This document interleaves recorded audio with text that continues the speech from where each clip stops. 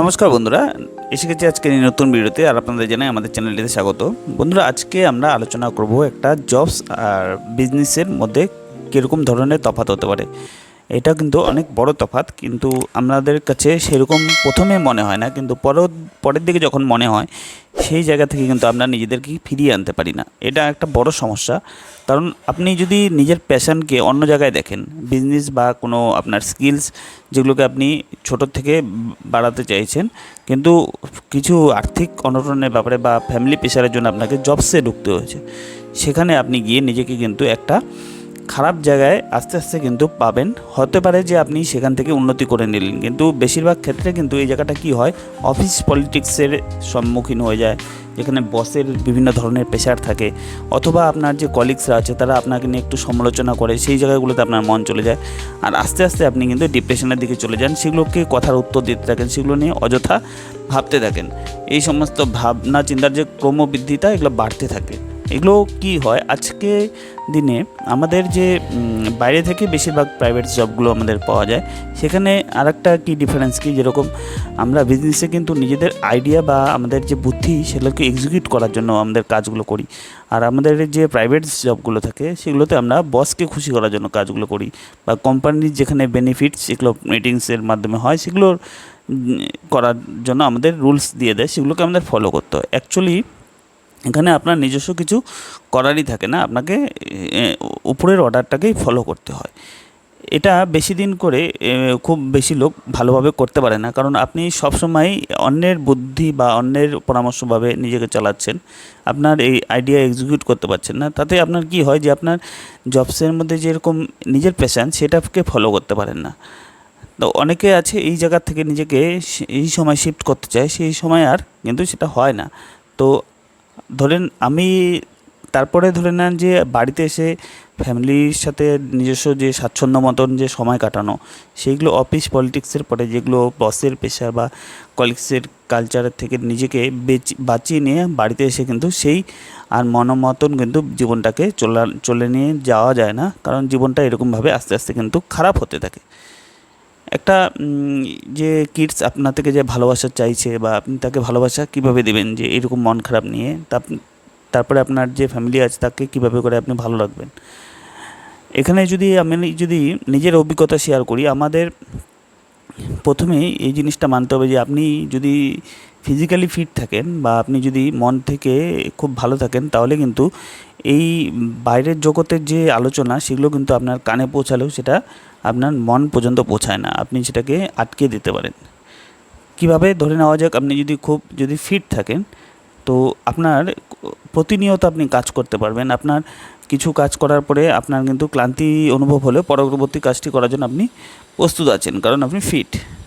এগুলো আর আপনার যদি মন যদি এক জায়গায় এককেন্দ্রিকভাবে থাকে, আপনার যদি স্কিলের উপরে আপনি যদি বেশি মন দেন, আর যেগুলো খারাপ বা যেগুলো ছোটো মোটো জীবনে যে সমালোচনা আলোচনা এইসব জিনিসগুলি আসতে থাকে, সেগুলোকে যদি সাইড করে এগিয়ে যেতে পারেন, তার জন্য আমরা যদি বিভিন্ন ধরনের যোগ সাধনা এই সমস্ত যদি করি, তাতে আমাদের কিন্তু লাইফ আস্তে আস্তে বেটার হয়। কারণ এই জিনিসগুলি জবসের ক্ষেত্রে বেশি হয়, অন্য জায়গায়ও কিন্তু হয় না সেটা না, অন্য জায়গায়ও হয়।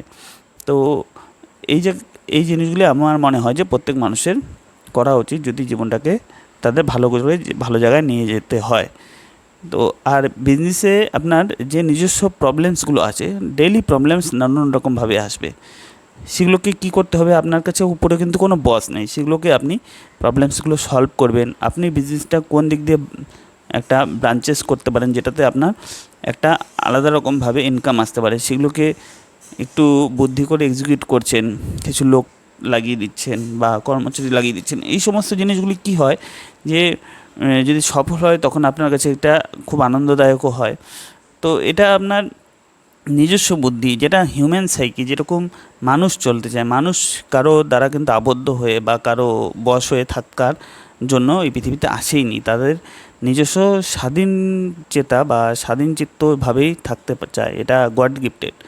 হ্যাঁ, খুব কম মানুষই আছে যে অন্যের কথায় বা অন্যের বশ হয়ে কথা শুনে সারাটা জীবন চালাবে, এটা খুব কমই হয়। একটা সময় নিজেকে মানে যখন লার্নিং পিরিয়ড সেই সময় যদি শুনে বা সেই সময় যদি জিনিসগুলিকে আয়ত্ত করার জন্য কাজ শেখার জন্য করে সেটা আলাদা ব্যাপার, কিন্তু পরবর্তীতে নিজস্ব কাজ নিজেই করতে চায়। তো তাতে এই জিনিসগুলি যদি বাধাপ্রাপ্ত হয় তখন মানুষের কিন্তু নিজের প্রফেশনের প্রতি কিন্তু একটা ঘৃণা এসে যায়, আর বিজনেসে এই জিনিসগুলি আস্তে আস্তে বেটার হতে থাকে। তো এটা একটা কী ডিফারেন্স এখানে বিজনেস আর আমাদের জবসের মধ্যে। তো এই জিনিসগুলি আমাদের সময় মতন একদম ভালো করে করে নেওয়া উচিত, আর কিছুটা সময় যে আমরা ফ্যামিলির সাথে দেবো সেটা যেন ভালো করে আমরা দিতে পারি, তার জন্য আপনাকে ফিট অবশ্যই থাকতে হবে। আপনার কিডসের সাথে যদি বাইরে যদি একটু রোমিং করতে হয় বা ঘুরে ফিরে আসতে হয়, বা আপনার যদি ফ্যামিলির সাথে একটু বাইরে গিয়ে সময় কাটাতে হয়, তো আপনার যদি মন আর মেজাজ যদি আপনি যদি নিজেকে যদি পরিবর্তন রাখতে পারেন বা কিছু যদি অনিয়মিত প্ররোচনা বা আলোচনা আপনাকে যদি অ্যাটাক না করতে পারে, সেগুলো আপনার যদি বডি ফিট থাকে তো আপনি যদি সেগুলো কিন্তু আরামসে করে নিতে পারবেন। এগুলো সময়ের সাথে নিজেকে শক্ত করা, আর বিজনেসটাকে আপনাকে একদম যেটা একটা মাইনাস পয়েন্ট থাকে, আপনাকে কিন্তু এখানে কিন্তু নিজস্ব সব কিছু করতে হয়, রিস্ক ফ্যাক্টর খুব বেশি থাকে, যেটা জবসের ক্ষেত্রে রিস্ক ফ্যাক্টর খুব কম থাকে। সেটা বস বা কোম্পানি ম্যানেজমেন্ট, সেটাকে যে কোম্পানির ওনার সে সেটাকে বহন করবে কোনো যদি লস হয়। তো এখানে আপনাকে কিন্তু আপনার নিজস্ব পুঁজি লাগাতে হচ্ছে না। এই জায়গাটা জবসে একটু প্রফিট, আর বাকি জিনিসগুলো যেগুলো আমি বললাম সেগুলোতে আমার মনে হয় যে বিজনেসটা আমাদের ক্ষেত্রে কিন্তু খুব ভালো একটা জিনিস হতে পারে, কিন্তু অনেকে জবসের থেকেও আবার খুব ভালো জায়গায় পৌঁছায়। এটা নিয়ে আমি একদমই ডিনাই করব না।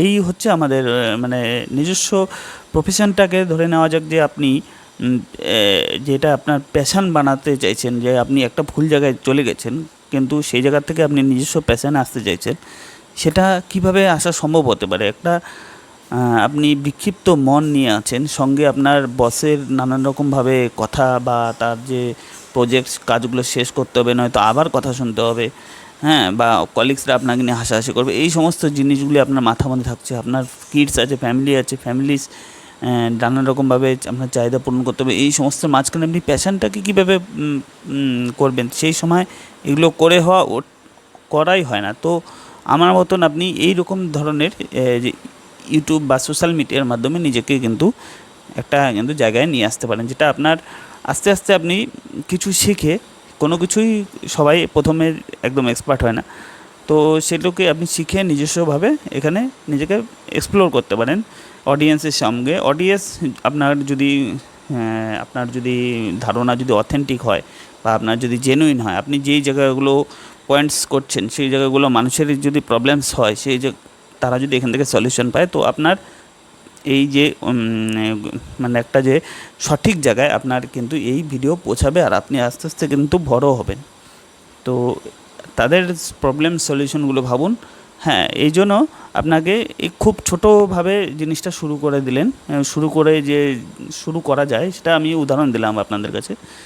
এই শুরু করাটা আপনার প্রথমে অনেকে এক্সিলেন্সির উপরে তুলে নিয়ে যায়, যে খুব ভালো করে আমি যখন এক্সপার্ট হব বা অন্যরা যেরকম বানাচ্ছে ফেমাস ইউটিউবাররা বা ইনফ্লুয়েন্সাররা, তাদের আমি একদম সমান হব বা তাদের মতন করে বলতে পারবো, যখন ভিডিও এডিটিং করতে পারবো তখনই আমি এই চ্যানেলটি শুরু করব। এইরকম একদমই করা না, এটা কোনোভাবেই সম্ভব না। এই কারণেই 99% মানুষ কিন্তু পিছিয়ে পড়ে যায়, তার ড্রিমস বা তার হোপ সেগুলোকে আনটাচ হয়ে থাকে, সেগুলোকে করা তো দূরের কথা, সেটা একটা ভিডিও সে পাবলিশ করতে পারে না।